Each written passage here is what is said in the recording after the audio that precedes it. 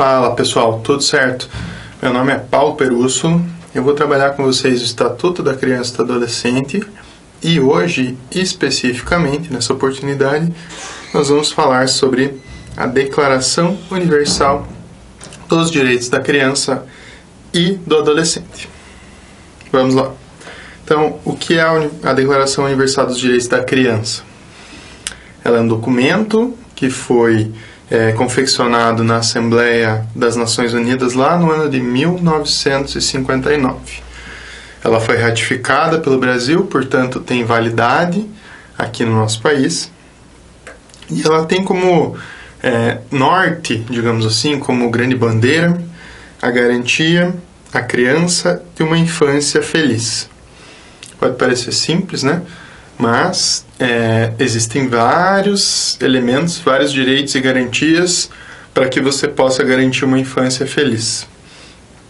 Então, esse documento aí, a Declaração Universal dos Direitos da Criança, da Assembleia das Nações Unidas, ela visa a garantia a uma infância feliz.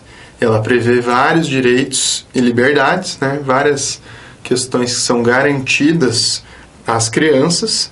E, mais do que isso, ela estabelece que não compete só um ente, só um órgão, só os pais, só a sociedade trabalhar no sentido de envidar esforços para garantir essa infância feliz, garantir a efetivação dos princípios lá contidos.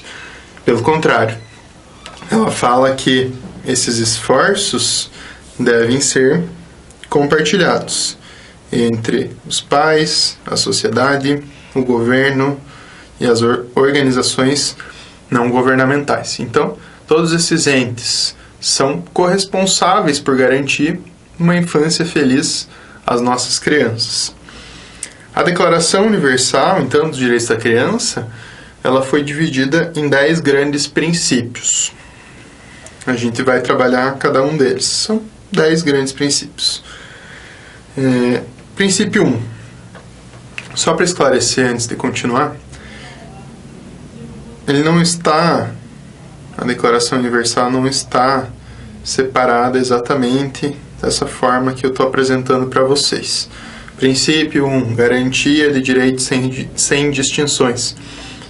Eu preparei dessa forma aqui o slide, que vocês vão ter acesso posteriormente, de uma forma a facilitar o entendimento e o estudo. Então, por isso que eu coloquei acima de cada princípio o principal tema que está sendo debatido no princípio. Então, vamos lá. Princípio 1, efetivamente. Garantia de direitos sem distinções. O que está garantido por esse princípio? Está garantido à criança todos os direitos previstos nesta Declaração Universal dos Direitos da Criança, sem distinção de raça, de cor, sexo, língua, religião, opinião política, origem nacional ou social, condição econômica, nascimento ou qualquer outra sua ou de sua família. Então, todos os direitos garantidos pela Declaração Universal, eles devem ser de acesso geral e restrito a todas as crianças. Não pode haver qualquer restrição baseada nesse preconceito de raça, de cor, de credo, de opinião política. E isso envolve também a família da criança por um motivo muito simples, né?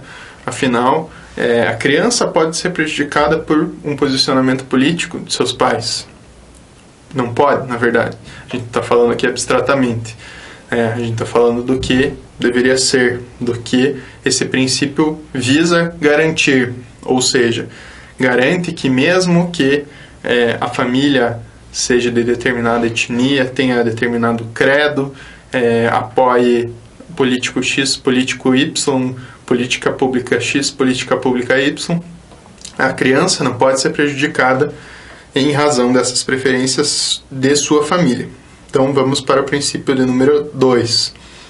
É o princípio do melhor interesse da criança. Então, basicamente o que pretende esse princípio? Pretende que sempre o interesse da criança prevaleça. Não é o interesse do pai, da mãe, do tio, da tia, do vô, da avó, do governo. O que interessa é o melhor interesse da criança. As ações devem ser tomadas sempre pautadas nesse princípio. Então, será garantida à criança a proteção social e oportunidades e facilidades através de lei ou qualquer outro meio disponível, né, principalmente ao poder público, proporcionando o desenvolvimento físico, mental, moral, espiritual e social, sempre com liberdade e dignidade e observado o melhor interesse da criança. Então, são todas as ações da família, da sociedade, da comunidade, do poder público, que devem ser tomadas, pautadas por esse princípio, objetivando atender as crianças com essa prioridade. Princípio de número 3. Esse princípio parece bem simples. E é, na verdade, bem simples, né? Princípio 3 diz respeito ao nome e à nacionalidade. Então, desde o nascimento, toda criança terá o direito a um nome e a uma nacionalidade.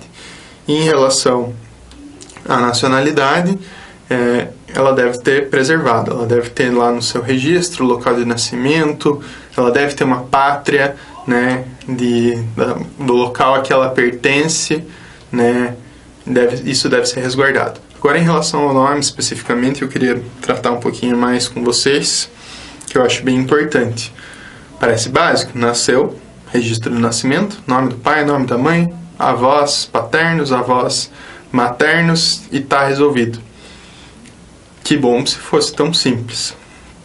Por isso que eu disse que deveria, e até parece simples, mas não é tanto assim. O princípio 3. Por quê? Nasceu a criança. Muitas vezes, ou não se sabe quem é o pai, ou o pai não quer registrar, some do mundo, né? Então, essa é uma questão bem complicada. Direito ao nome não quer dizer só o prenome, e nem só sobre o nome da materno, o nome da mãe, que a gente chama de sobrenome, né? Também tem o direito ao nome do pai. Tanto é que aqui no Brasil, o Conselho Nacional de Justiça, o CNJ, tem até um programa denominado Pai Presente, que visa justamente evitar esse problema, diminuir as consequências desse problema, através do poder público, do poder judiciário, para que possa ser preenchido esse nome paterno, não só para ter o sobrenome do pai na certidão de nascimento como um mero efeito decorativo, formal, mas também para que essa criança, em decorrência do vínculo registral paterno, possa ter direito ao carinho, ao amor desse pai também, e também a prestação de alimentos, por exemplo, né? Mas tudo isso é garantido à criança, seja a questão financeira quanto a questão afetiva, moral. Hoje vemos até jurisprudências de cortes superiores já que estão condenando genitores que foram ausentes na vida de seus filhos. Até prestaram, em alguns casos, o apoio material, financeiro, né? Proveram as necessidades básicas, mas negligenciaram seus filhos na questão do afeto, ou em alguns casos foi ao extremo. Negligenciaram tanto em alimentos quanto em afeto, carinho, amor, acompanhamento escolar, enfim, todas as questões inerentes. Então, por isso que eu disse que é importante. Parece um princípio simples, mas dele decorrem outras questões que eu acho importantes. Por isso que eu resolvi frisar essa parte, perdão, em relação ao nome. Então, vamos ao princípio de número 4, que é o princípio que versa basicamente sobre saúde e alimentação. Serão garantidos à criança os benefícios da previdência social, bem como ao desenvolvimento com saúde, mediante cuidados especiais pré- e pós-natais, além de alimentação e recreação adequadas.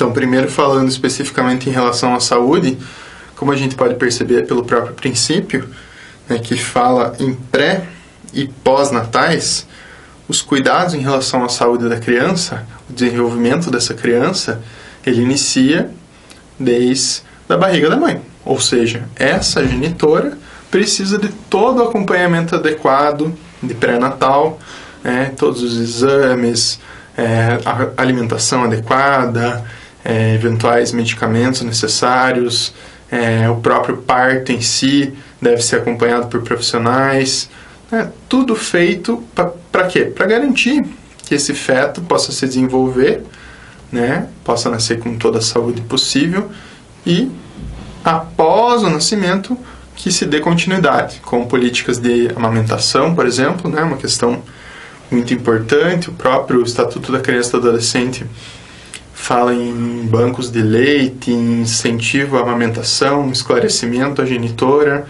Então, a gente vê como é importante que esse acompanhamento de saúde comece lá no pré-natal e se estenda por esse início da infância. É um momento delicado, a questão da mortalidade infantil ainda, infelizmente, existe, e a questão da alimentação é óbvia.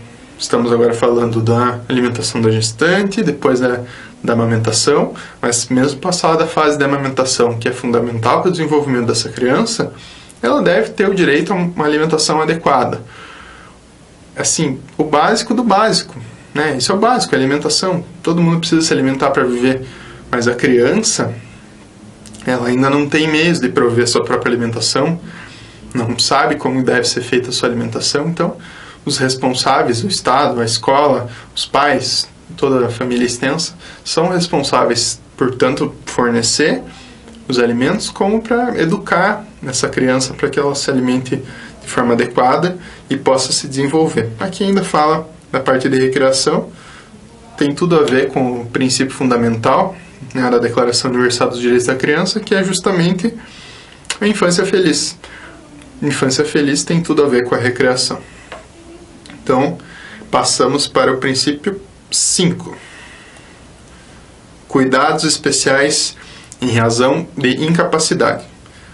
Também uma questão bem complexa, que envolve muita estrutura e profissionais adequados, que é tratar essas crianças com incapacidades, sejam decorrentes da parte física, mental ou social, garantindo tratamento, a educação e demais cuidados condizentes com a sua situação. O que isso quer dizer? Quer dizer que deve haver uma primeira acessibilidade, é a questão básica, Por exemplo, para ir à escola, essas crianças com incapacidades pontuais, por exemplo, físicas, devem ter acessibilidade no transporte de sua residência até a escola e devem ter acesso a uma escola em que possam desenvolver suas capacidades dentro de seus limites, mas com um educador capacitado, com a estrutura física adequada do local, como eu já disse, do transporte e a acessibilidade em todos os locais. E os outros tipos de incapacidades também, aqui as incapacidades mentais, as sociais, elas devem ser tratadas. Então o Estado deve prover, todo o Estado, a família, todos em conjunto, como nós vimos lá, que é a base da Declaração Universal. Conjunto, essa coletividade tem esse dever de garantir o tratamento desde a parte de medicamento, toda a parte que envolve a saúde, os médicos, os demais profissionais, enfermeiro, fisioterapeuta, enfim, depende do tipo de incapacidade, e devem ser garantidos adequados a cada um individualmente. Só assim, essas pessoas com algum tipo de incapacidade se sentem inseridas na sociedade e podem eventualmente superar determinados limites ou na impossibilidade de superar esses limites, que tenham uma vida digna, que possam desfrutar da educação dentro da sua realidade, de sua recreação e conviver com seus familiares e em sociedade também, sempre que possível, cultura, lazer, todos os direitos ali assegurados. Ok? Então vamos para o princípio 6, que diz respeito à criação em um ambiente saudável e seguro. O que é um ambiente saudável e seguro? Que tenha alimentação adequada, higiene adequada, saúde adequada, educação adequada, convivência adequada, proteção contra qualquer tipo de violência. Então, sempre que possível, a criança será criada sob os cuidados dos pais.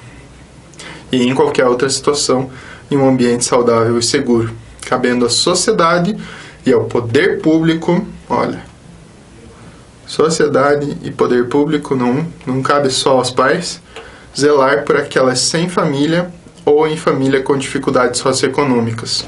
Então, responsabilidade de todos. E aqui, sempre a preferência vai ser por a criança ser criada e educada na sua família natural. Aqui, citados os pais, né? Mas família natural, o seu núcleo mais próximo. Sempre a prioridade vai ser. Logicamente, na prática, sabemos que não é possível. Por isso que se fala em qualquer outra situação, né? Também deve ser um ambiente saudável e seguro. Seja uma criança que é criada por tios, por apenas um dos pais, conjunto com um padrasto, uma madrasta, por avós, por um irmão, enfim. O que importa é que ela esteja em um ambiente saudável e seguro. Porém, sempre a prioridade vai ser por estar junto aos pais, aos genitores. E aquelas situações em que não seja possível permanecer junto aos pais, que toda a sociedade e poder público, dentro de seus limites, lógico, auxiliem pelo desenvolvimento e proteção dessas crianças. Passamos ao princípio 7, que diz respeito à educação, direito à educação. Ela deve ser gratuita e obrigatória, pelo menos no grau primário, capacitando essa criança a desenvolver suas aptidões em condições de igualdade, consenso crítico e participação social, que inclusive devem ser incentivados. Senso crítico, participação social. A igualdade nós já falamos, aquele princípio da não discriminação, e que não haja obstáculos, né, para que a criança aprenda dentro da escola, não tenha nenhuma dificuldade de acesso à matrícula, à frequência, enfim, em razão de qualquer tipo de preconceito. E como dito, né, os melhores interesses da criança, o melhor interesse da criança são a diretriz que deve ser observada pelos pais responsáveis na orientação e na educação de seus filhos, e a responsabilidade, logicamente, recai nesse primeiro momento em relação aos pais, mas se estende também aos educadores, à família extensa, à sociedade em geral e ao Estado. E será garantida a oportunidade da criança para brincar e se divertir. De novo, remetemos à infância feliz, né? Princípio basilar da nossa Declaração Universal dos Direitos da Criança. Superado o direito à educação, vamos para o princípio 8, que diz respeito na prioridade absoluta no atendimento. Criança figurará em quaisquer circunstâncias entre os primeiros a receber proteção e socorro. Quaisquer circunstâncias. Temos outros tipos de prioridade, né? No Brasil, por exemplo, temos leis que priorizam os idosos, mas a criança, ela sempre, em qualquer situação, como versa o princípio 8 dessa Declaração Universal dos Direitos da Criança, deve estar entre as primeiras a receber a proteção e o socorro. Princípio de número 9, proteção contra abusos. Lembrando que essas descrições eu só inseri para facilitar o estudo. É direito da criança a proteção contra abusos sob a forma de negligência, crueldade e exploração, vedado o tráfico sob qualquer forma. Então, é dever da sociedade em geral, do Estado, dos pais, enfim, da coletividade, proteger essas crianças contra negligência, crueldade e exploração. Vedado o tráfico, seja de órgãos da própria criança, né, para adoções ilegais, ou tráfico relacionado a crimes sexuais, né, para prostituição infantil, enfim, todo tipo de proteção. E em relação ao trabalho, devem ser observadas as restrições mínimas de idade conveniente, bem como as condições adequadas para que ela não tenha seu desenvolvimento físico, psíquico, moral, mental prejudicado. Ou seja, a legislação vai estabelecer, no Brasil ela estabelece, né, os limites para o trabalho das crianças e adolescentes, dos adolescentes, e sempre deve ser numa função de aprendizagem, né? Tanto é que existe a lei da aprendizagem e outras regras, legislações específicas que abordam o tema, e assim deve ou deveria ser na prática, né? Zelando para que a atividade profissional, esse início, né, de atividade profissional, privilegie a educação, a aprendizagem, né, que as funções exercidas sejam adequadas à idade, à situação de desenvolvimento e à capacidade da pessoa em desenvolver. Então, é isso. Vamos para o último princípio, o princípio da não discriminação, princípio de número 10, que a criança será protegida de qualquer tipo de discriminação racial, religiosa ou de qualquer natureza. E compete a todos os povos essa união de esforços para zelar por um ambiente de tolerância, de amizade, em prol de seus semelhantes, evitando que haja segregação em relação à raça, crença, religião, credo, manifestação política, enfim, que não exista nenhum tipo de discriminação contra a criança, seja em relação à própria crença, à própria etnia, cor, raça, credo, não importa, seja em relação aos seus familiares e que a ela venha trazer prejuízo. Então é isso, pessoal. Eu acho que o mais importante desses princípios é ter em mente a questão da infância feliz, do desenvolvimento saudável, da alimentação, da saúde, do direito à educação, da não discriminação. Então, é ter esses princípios basilares em mente, porque, na verdade, eles, por si só, seriam suficientes, em tese, né? Seriam suficientes para efetivar essa proteção às nossas crianças. Claro que é sempre necessário regulamentar questões, introduzir outros direitos e delimitar melhor, né, outros direitos, mas os princípios em tese seriam suficientes, pois protegem desde o pré-natal até a alimentação, a proteção à integridade física, ao desenvolvimento, à educação, ao trabalho. Então, ele é uma ampla gama de princípios que, em tese, garante uma infância feliz e um desenvolvimento adequado. Sobre a Declaração Universal dos Direitos da Criança, era isso. Estudem, leiam em casa. É importante fazer a leitura com calma aí dos princípios dessa declaração.